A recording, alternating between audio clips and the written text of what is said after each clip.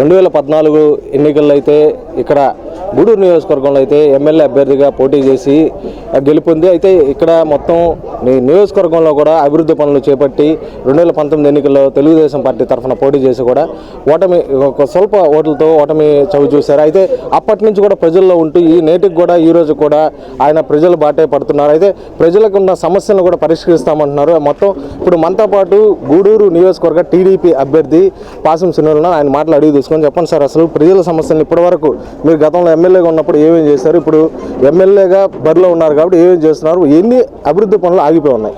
ముందు G TV వారికి నమస్కారం. నేను స్వల్ప మెజార్టీతో ఓడిపోయా, పెద్ద మెజార్టీతో పెద్ద మైనస్తో ఓడిపోయినా, దాదాపు 40,000 పైచిలకు మైనస్తో ఓడిపోయినా. అయితే ఈ కాన్స్టిట్యున్సీలో నేను 2 సంవత్సరాలు వైఎస్ఆర్సీపీ ఎమ్మెల్యేగా ఉన్నాను. ఆ 2 సంవత్సరాలు ఏమీ చేయలేని పరిస్థితి, చిన్న పవర్ బోర్ కొట్టేసేదానికి మాకు ఆ రోజు పవర్స్ లేనటువంటి పరిస్థితి. తర్వాత తెలుగుదేశం పార్టీ నాయకుల ఆహ్వానం మేరకు, అంటే ఆల్రెడీ నేను తెలుగుదేశం బ్లడ్ నాది, టికెట్ రాలేదు, నాది వైఎస్ఆర్సీపీకి వెళ్ళాను. తర్వాత 2 సంవత్సరాల తర్వాత మళ్ళీ నేను నా మాతృ సంస్థ తెలుగుదేశం పార్టీలోకి వెళ్ళాను. అప్పుడు పెద్దలు నారా చంద్రబాబు నాయుడు గారు నా గూడూరు నియోజకవర్గానికి దాదాపు 2,500 కోట్ల రూపాయలు వర్క్స్ కానీ అలాగే సంక్షేమ కార్యక్రమాలు కానీ ఈ గూడూరు కాన్స్టిట్యున్సీకి ఇచ్చారు. ఈరోజు ఎక్కడికి వెళ్ళినా మీరు చూస్తుంటారు, ఈరోజు ఇక్కడ ఈ రోడ్లన్నీ కూడా ఎస్టీ కాలనీది, ఈ రోడ్లు నేను వేయించినట్టువే. ఈ యొక్క ట్యాంక్ కూడా తెలుగుదేశం పార్టీ గవర్నమెంట్లో కట్టించిందే. అలాగే మీరు వస్తున్నటువంటి రోడ్డు మీరు చూశారు, దారుణమైన పరిస్థితి. ఆ రోడ్డు నేను ఎలక్షన్స్ ముందు శంకుస్థాపన దాదాపు 2,40,00,000 పెట్టి చంద్రబాబు నాయుడు గారు పుణ్యాన శంకుస్థాపన చేసి శిలాఫలకం కూడా వేయడం జరిగింది.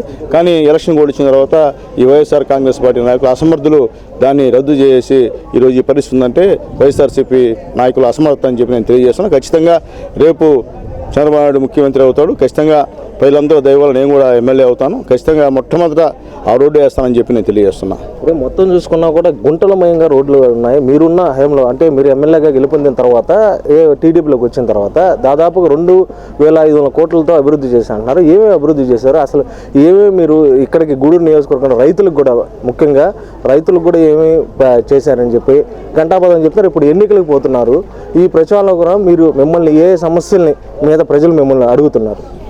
ముఖ్యంగా పట్టణంలో అయితే డ్రైనేజీ వ్యవస్థ అస్తవ్యస్తంగా ఉంది, అలాగే విలేజ్లో కూడా డ్రైనేజీ వ్యవస్థ దారుణంగా ఉంది, అలాగే వాటర్ ఫెసిలిటీస్ కూడా కొన్ని దగ్గర చాలా ఇబ్బందికరమైన పరిస్థితి. ఇప్పుడు కూడా నీళ్లు కొనుక్కొని వాడుతున్నటువంటి పరిస్థితి. ఈరోజు రేపు మా సూపర్ 6లో ప్రతి ఇంటికి కూడా మంచినీటి సదుపాయం ఇస్తామని చెప్పి బాబు గారు హామీ ఇచ్చారు.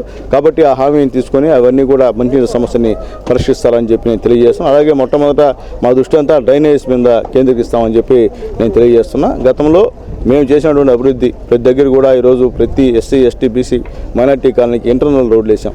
కొన్ని ఊళ్ళకైతే పాలెం పరిస్థితిలో ఉంటే మేము ఆ రోజు బాబు గారితో మాట్లాడి చేసాం. తర్వాత లోకేష్ బాబు గారు ఎన్నో కోట్ల రూపాయలు ఫండ్స్ నాకు ఇచ్చారు. పంచాయతీరాజ్ నిధుల ద్వారా ఎన్నో రోడ్లు వేసాం, అలాగే డబుల్ రోడ్లు కూడా వేసాం.